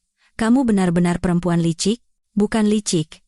Ini karena kamu memperlakukanku dengan penuh perhitungan, kamu mengkhianati dan meninggalkanku saat aku paling terpuruk. Orang yang tidak punya hati nurani itu kamu pantas menerima ini, aku akan menyeretmu ke pengadilan. Lihat saja." "Baik. Aku tunggu." Sebelum dia menjawab, aku menutup telepon. Aku tahu betul bank tidak akan langsung menyetujui lelang, karena aku masih membayar bunga minimal, cukup agar tidak dieksekusi paksa, tapi tidak cukup untuk menghapus catatan kredit macet. Singkatnya, aku tidak perlu memiliki rumah itu, aku hanya ingin menjadikannya belenggu hukum untuk menyiksa Bima seumur hidup. Dia tidak bisa menjualnya, tidak bisa balik nama, tapi harus membayar bunga ke bank setiap bulan. Dan setiap kali memikirkan rumah itu, dia akan teringat pada pernikahannya yang hancur dan istri yang dia khianati. Inilah balas dendam paling sah dan menyakitkan yang kuhadiahkan padanya. Suatu kali, karena dia menunda pembayaran dan beradu argumen denganku, seorang petugas bank datang langsung ke kantornya. "Pak Bima, kami sudah berkali-kali mengingatkan. Jika utang ini tidak segera diselesaikan, kami terpaksa akan melimpahkan berkas ke bagian eksekusi pengadilan. Jika sudah begitu, lelang paksa akan sulit dihindari." Mendengar itu, wajahnya pucat pasi. Dia pikir dengan mengancam akan menggugatku, aku akan takut dan buru-buru melunasi utang. Tapi dia salah. Dia belum mengenalku. Jika aku bilang tidak akan bayar, aku benar-benar akan melakukannya. Aku sudah memutuskan untuk mendorongnya ke jalan buntu. Hari itu, dia mencariku sampai ke rumah sakit. Kamar rawat di lantai 6. Bau disinfektan bercampur dengan aroma makanan rumah sakit yang sudah dingin terasa menyesakan. Monitor detak jantung berbunyi bip-bip-bip secara teratur, seperti hitungan mundur waktu yang lambat. Ibu terbaring kurus kering, Setiap tarikan napasnya membuat dadanya bergetar hebat. Aku sudah beberapa hari tidak tidur, tubuhku kurus dan mataku cekung, tapi aku harus memaksakan diri untuk tetap waras demi mempersiapkan sidang berikutnya. Pagi berikutnya, dia berdiri di depan pintu kamar. Pandangannya sekilas menyapu tubuh ibu yang kurus. Dia tampak kaget sesaat, lalu segera memalingkan muka. "Sarah, keluar. Kita selesaikan urusan kita." Jantungku berdebar. Selama ini, aku berbohong pada ibu, mengatakan Bima sedang dinas luar kota jangka panjang. Tapi mana mungkin seorang ibu yang telah hidup puluhan tahun tidak mengerti tatapan mata putrinya? Aku hanya menipu diri sendiri, berharap ibu bisa lebih tenang beberapa hari lagi. Setelah ayah meninggal, ibu adalah satu-satunya tali yang mengikatku di dunia ini. Jika ibu pergi, pada siapa lagi aku akan berbagi suka dan duka? Tangan ibu yang kurus tiba-tiba menggenggam tanganku dengan lembut. Ibu membuka mata. Suaranya serak dan lemah. "Pergilah, nak. Ibu tunggu di sini." Aku terdiam. Di mata ibu yang sayu, terpantul wajahku yang kuyu dan kata-kata dokter beberapa hari lalu, "Waktunya tidak lama lagi. Persiapkan diri Anda." Saat itu, jantungku serasa diremas.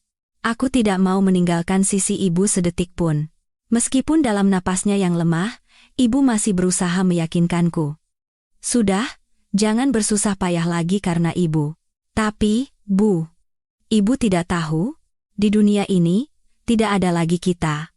Kalau aku melepaskan tangan ibu sekarang, aku tidak punya tempat lagi untuk bersandar." Tiba-tiba, pintu kamar terbuka lebar, Bima menerobos masuk. Wajahnya memerah, suaranya seperti berteriak.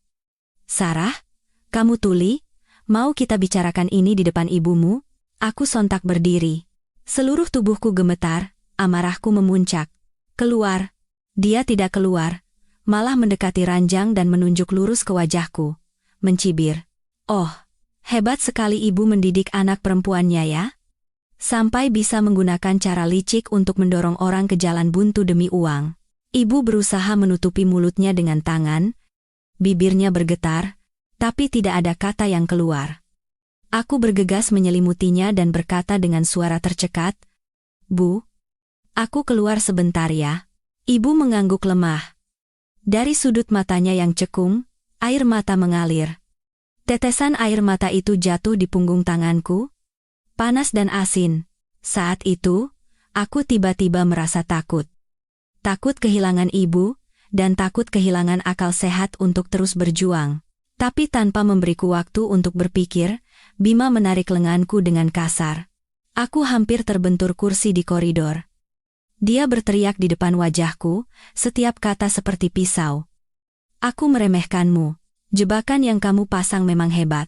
Kamu sengaja membebaniku dengan utang untuk memisahkan aku dan Yuni, dan sekarang kamu berlagak seperti anak berbakti. Kamu menggunakan orang yang sekarat ini untuk membunuhku juga, kan?" Setiap kata-katanya mengiris jantungku. Aku menatap wajah bengis pria yang selama 10 tahun tidur di sisiku. Aku sadar betapa waktu telah menggerogotinya hingga menjadi orang asing. Suaraku serak, tapi aku berusaha tetap tenang. "Aku melakukan ini agar kamu sadar, perempuan itu bukan sandaranmu, dia hanya menyukai uangmu." Dia tertawa sinis. "Memangnya kenapa kalau karena uang? Setidaknya dia bisa membuatku senang. Kamu, selain perhitungan picik dan penampilan menyedihkan ini, apa yang kamu punya?" Aku mengangkat kepala, menelan air mata.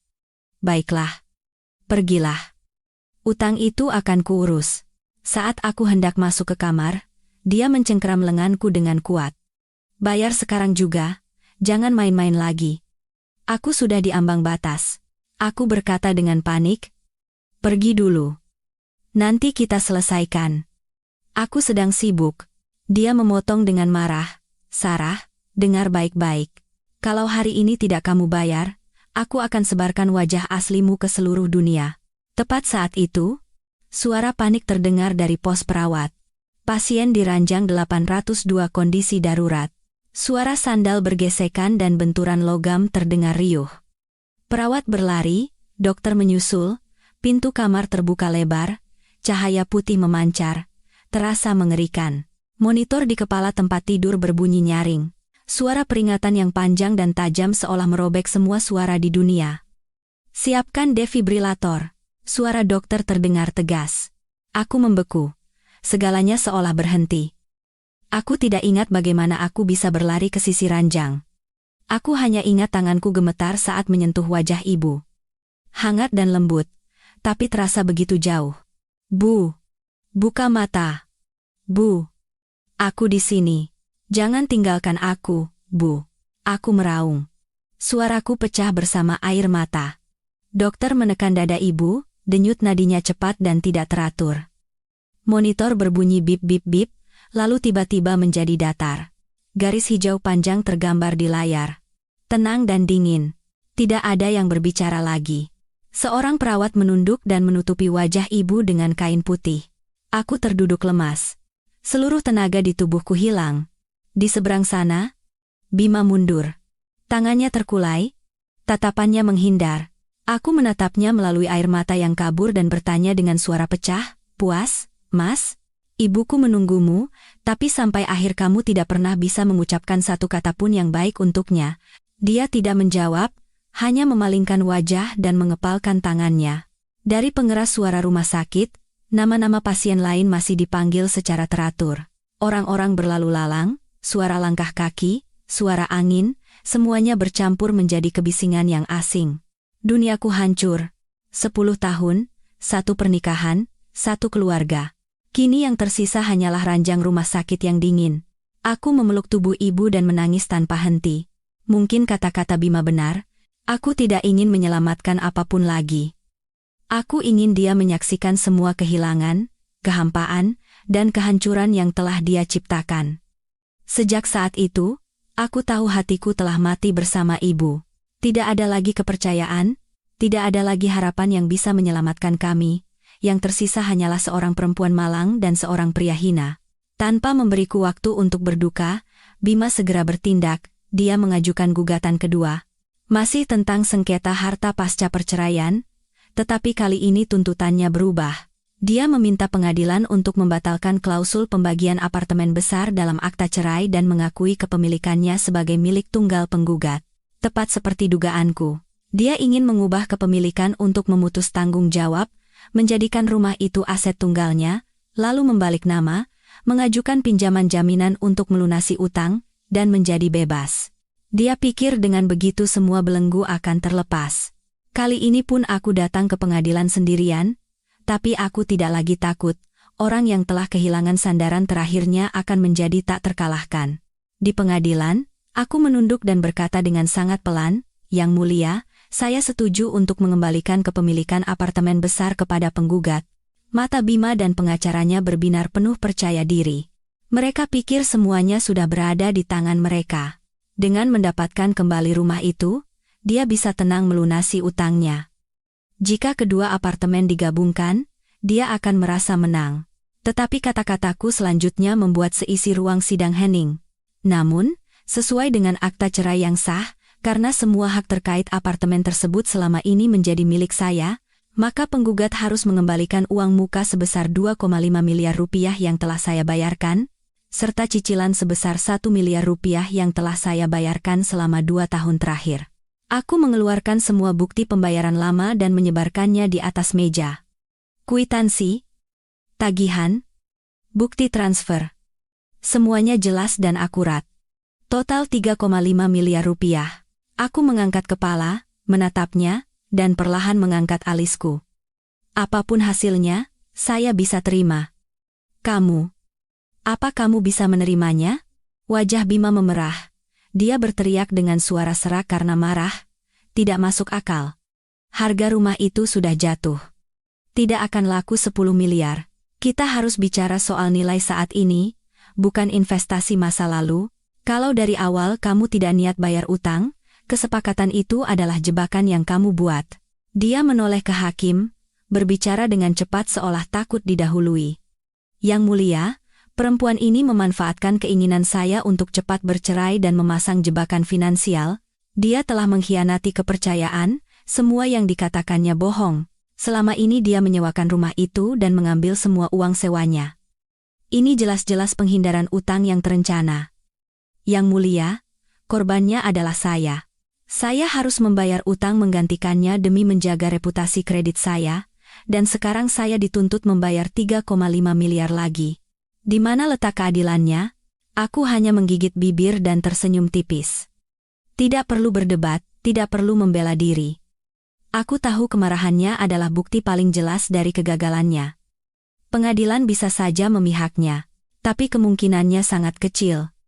Dan kalaupun menang, syaratnya tidak akan mudah. Untuk membatalkan klausul yang sudah ditandatangani, dia harus membuktikan bahwa dia ditipu. Dan itu mustahil. Kesepakatan itu awalnya menguntungkannya. Dia mendapatkan aset bagus, sementara aku menanggung utang. Semua orang tahu kenapa dia menandatanganinya, jadi, jangan menyesal sekarang. Aku tidak takut kalah. Apalagi yang bisa hilang dari orang yang sudah jatuh ke dasar? Aku bisa menanggung hasil apapun.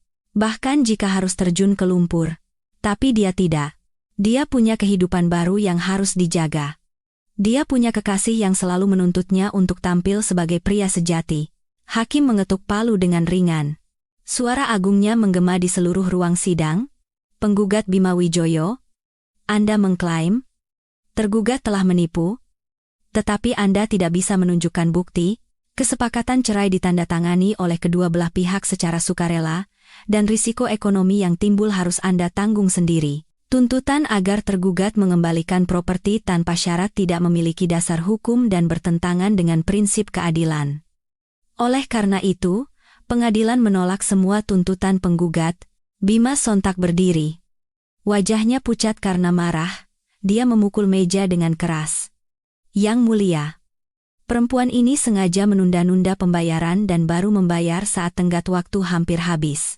Ini jelas itikat buruk. Orang seperti dia tidak pantas memiliki rumah itu. Hakim mengerutkan kening dan berkata perlahan, "Penggugat, keterlambatan pembayaran utang oleh tergugat adalah masalah terpisah dan tidak termasuk dalam lingkup gugatan hari ini. Harap fokus pada pokok perkara." Aku menghela napas pelan, hatiku terasa ringan. Pertarungan ini tampak merugikanku, tapi yang benar-benar terluka adalah dia. Hakim menoleh ke arahku. Tergugat Sarah Astuti, mengenai tuntutan 3,5 miliar rupiah, pengadilan menganggap ini sebagai kompensasi yang wajar atas perubahan pembagian harta pasca perceraian. Secara hukum, tuntutan ini memiliki dasar dan pengadilan menyetujuinya. Seluruh ruang sidang menahan napas. Suara hakim terus bergema. Pengadilan mengakui persetujuan tergugat Sarah Astuti untuk mengalihkan kepemilikan apartemen besar kepada penggugat Bima Wijoyo. Namun, penggugat Bima Wijoyo harus mengembalikan total 3,5 miliar rupiah kepada tergugat Sarah Astuti, yang mencakup uang muka 2,5 miliar dan cicilan 1 miliar yang telah dibayarkan, tergugat selama 2 tahun terakhir. Sejak putusan ini berkekuatan hukum tetap, penggugat Bima Wijoyo harus terus melaksanakan seluruh kewajiban pembayaran KPR hingga lunas dan menanggung sendiri semua risiko finansial terkait apartemen tersebut. Setelah tergugat menerima seluruh dana dan penggugat melunasi utang, kedua belah pihak harus bekerja sama dalam proses balik nama. Jika penggugat tidak membayar dana tersebut dalam batas waktu yang ditentukan, kesepakatan cerai awal tetap berlaku. Apartemen tetap menjadi milik tergugat Sarah Astuti, dan semua kewajiban utang kembali seperti semula. Sidang ditutup, palu diketuk. Tok. Seolah memutus ikatan 10 tahun kami dengan sekali tebas, Bima berdiri, berteriak dengan suara parau. "Saya keberatan. Ini putusan yang tidak adil. Perempuan itu penipu." Hakim menatapnya dengan tenang dan menjawab, "Penggugat, pengadilan hanya melindungi kesepakatan yang Anda tanda tangani sendiri.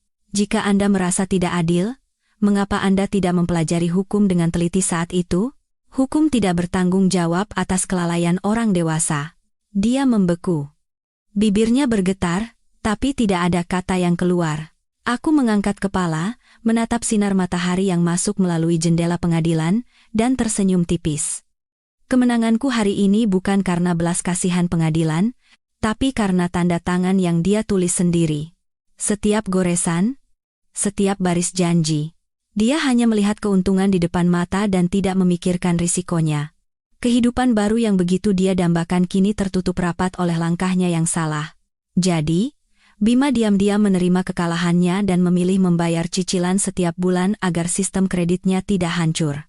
Itu lebih baik daripada terus-menerus berperkara dengan mantan istri yang pekerjaannya tidak menentu.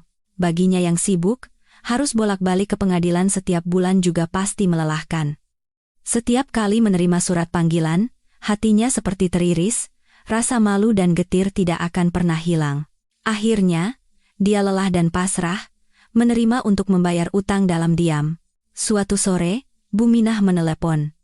Bu, akhir-akhir ini bapaknya anak-anak sering datang ke rumah mertua, mengajari Rian belajar. Kedua orang tua di sini terus menyuruh saya untuk rujuk dengan bapak, katanya. Bapak sampai disuruh berlutut minta maaf sama ibu. Aku menutup telepon dan menghela napas. Tanpa bertanya pun, aku tahu pasti ada masalah antara dia dan perempuan itu. Tapi itu bukan lagi urusanku. Masa lalu biarlah berlalu. Aku membereskan rumah kecil peninggalan ibu. Rumah satu lantai di pinggir desa. Halaman luasnya ditumbuhi rumput liar setinggi lutut, dan lantai batanya ambles di beberapa tempat. Berdiri di tengah halaman, memandangi tempat anak-anak dulu bermain, hatiku terasa damai. Mungkin anak-anak juga bisa menemukan kedamaian kecil di tempat ibu mereka dibesarkan ini.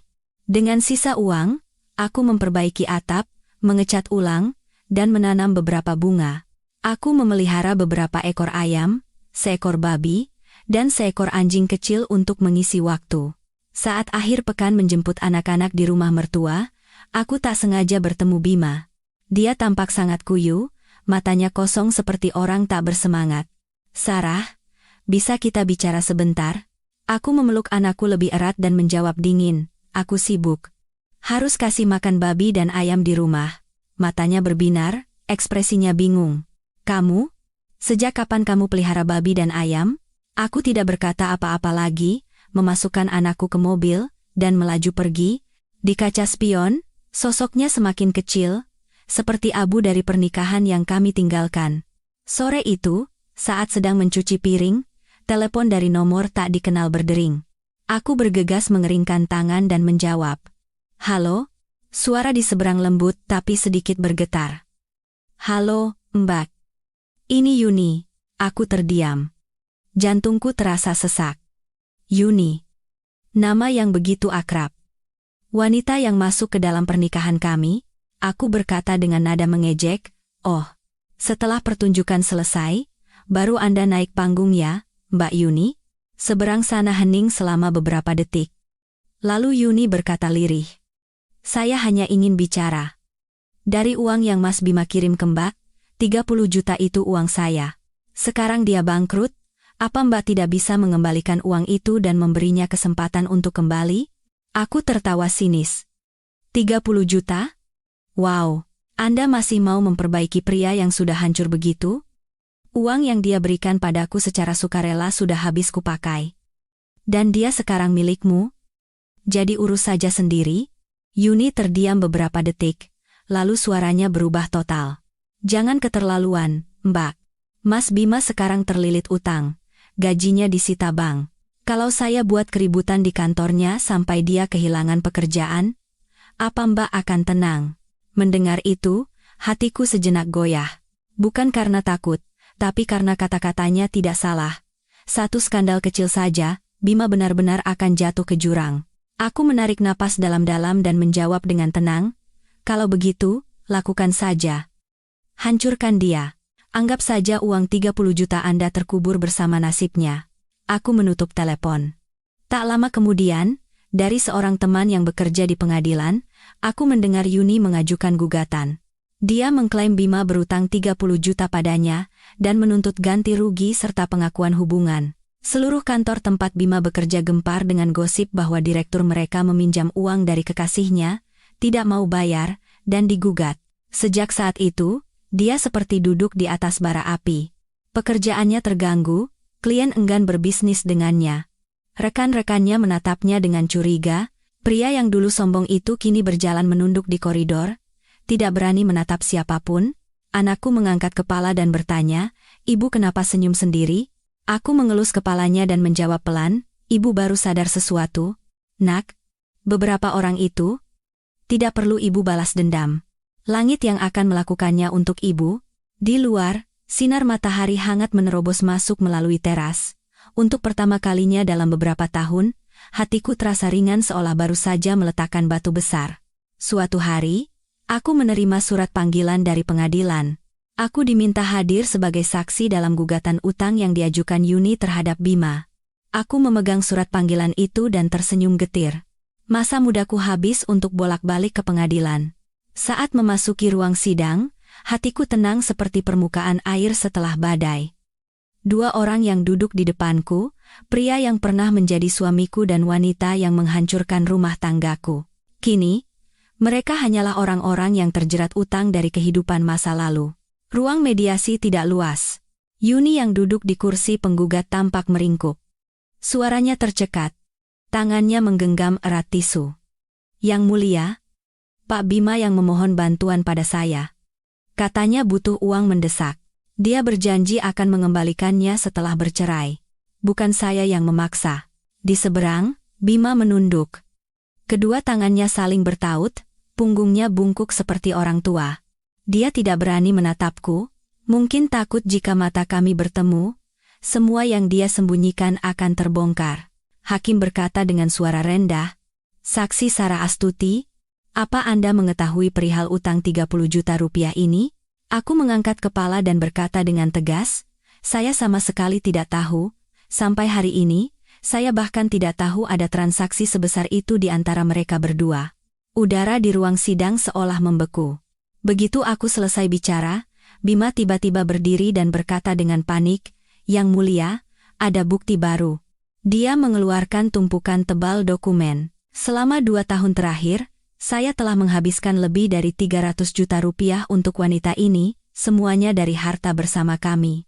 Bulan Mei 2023, saya membelikannya tas mewah seharga 50 juta. Bulan Agustus, biaya perjalanan ke Eropa 80 juta. Tahun 2024, saya mentransfer 100 juta untuk biaya kuliah adiknya. Belum lagi transfer 5 juta, 2 juta, 30 juta, kalau ditotal lebih dari 500 juta.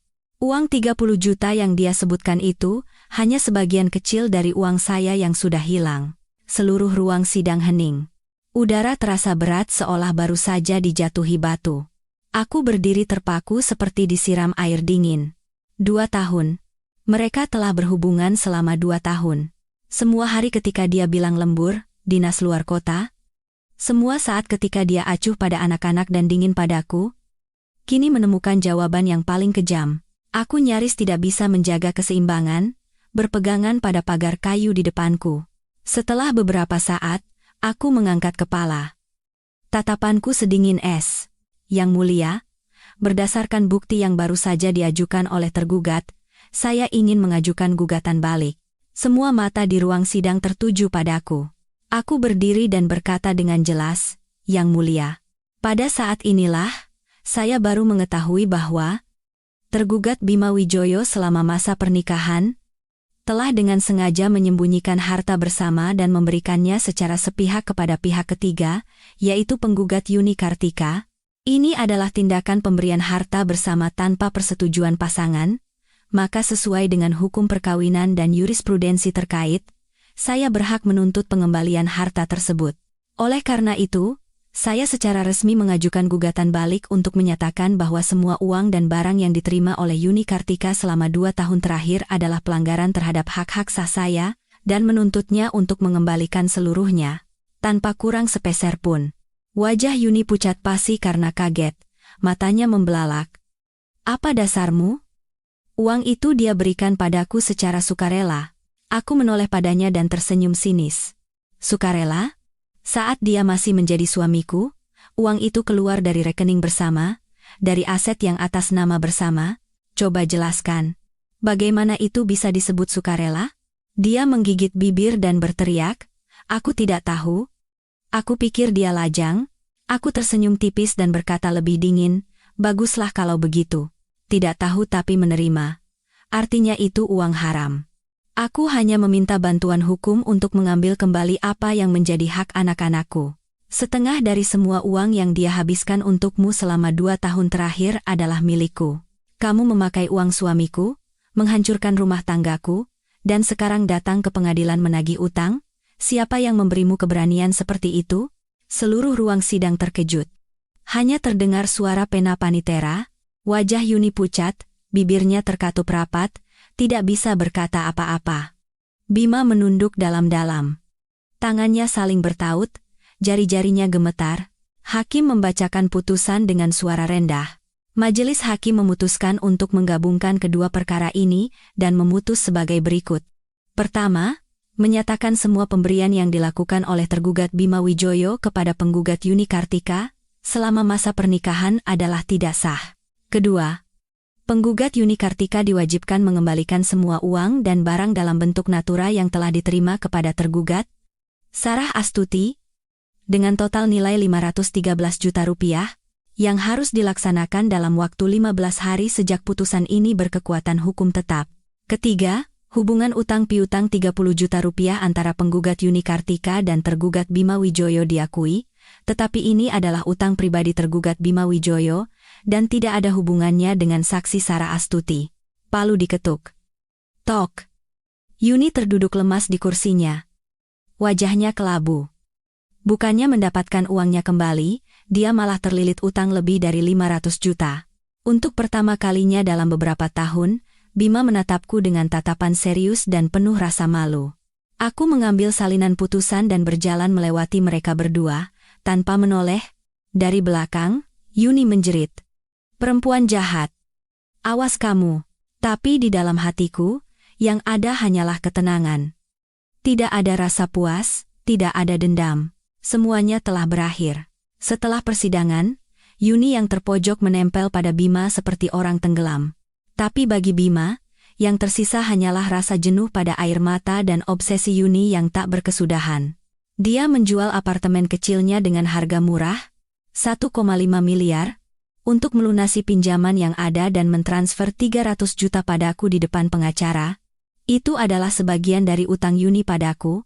Kini, utang Yuni tersisa 213 juta, dan hubungan mereka berdua sepertinya berakhir di situ. Bima meninggalkan kota, menumpang di rumah temannya, dan memblokir semua kontak Yuni. Meskipun Yuni datang ke kantornya membuat keributan, dia dengan tegas mengajukan surat pengunduran diri dan menghilang, seolah tidak pernah ada. Aku tidak menyangka orang yang menghilang itu akan muncul di desa kecil tempatku tinggal. Sore hari, dia sering berdiri di depan gerbang rumah ibu, memasukkan tangan ke saku, diam-diam mengintip ke dalam. Terkadang, dia seperti ingin memanggilku, tapi kemudian hanya menghela napas panjang dan berbalik pergi. Aku sudah terbiasa. Setiap kali anjingku menggonggong, aku tahu dia sedang mondar-mandir di luar. Aku melonggarkan tali anjingku dan berjalan melewatinya dengan acuh tak acuh. Si kuning? Anjingku? Seolah mengerti maksudku, dia akan menggeram dan menggonggong. Dan Bima akan lari terbirit-birit. Aku mungkin tidak butuh laki-laki, tapi aku butuh seekor anjing yang setia. Yuni menghilang dari kota. Tidak ada yang tahu kemana dia pergi. Yang tersisa hanyalah status kredit macet dan utang 213 juta yang mungkin tidak akan pernah bisa dia bayar seumur hidupnya. Takdir memang ironis. Apa yang begitu dikejar akhirnya tak bisa digenggam. Dan apa yang dengan tegas dilepaskan, kembali dengan sendirinya dalam ketenangan. 2 tahun kemudian, aku menerima pemberitahuan bahwa rumah 1 lantai dengan halaman luas tempatku tinggal bersama kedua anakku masuk dalam area pembangunan ulang dan akan menerima ganti rugi sebesar 11 miliar rupiah. Tanpa memberitahu siapapun, aku diam-diam berkemas, membawa kedua anakku dan si kuning meninggalkan desa. Saat menyalakan mesin mobil tua kami, suaranya terdengar riang. Di kaca spion, semua kenangan, dari air mata pedih hingga ruang sidang yang dingin, semakin kecil dan menjauh. Kami sekeluarga, bersama si kuning, memulai perjalanan baru. Kami sempat tinggal sebentar di Anyer, lalu menyusuri jalan pantai menuju Yogyakarta, dan akhirnya menetap di sebuah kota kecil di pesisir Jawa Tengah yang udaranya sejuk, angin lautnya asin, dan bunga-bunga bermekaran sepanjang tahun. Aku mengurus kepindahan sekolah kedua anakku. Pagi pertama, melihat mereka berlari masuk ke sekolah baru dengan tas ransel, hatiku terasa begitu ringan. Aku sadar, hidup tanpa laki-laki bisa sehangat dan sepenuh ini. Hari-hari ke depan mungkin masih akan ada badai, tapi jiwaku, untuk pertama kalinya dalam beberapa tahun, merasakan kebebasan yang sesungguhnya. Di dunia ini, tidak ada lagi belenggu yang bisa mengikat seorang perempuan yang telah bangun dan tahu cara berakar pada kehidupannya sendiri. Indonesia, inilah tempat di mana kedamaian akan bersemi setelah badai berlalu.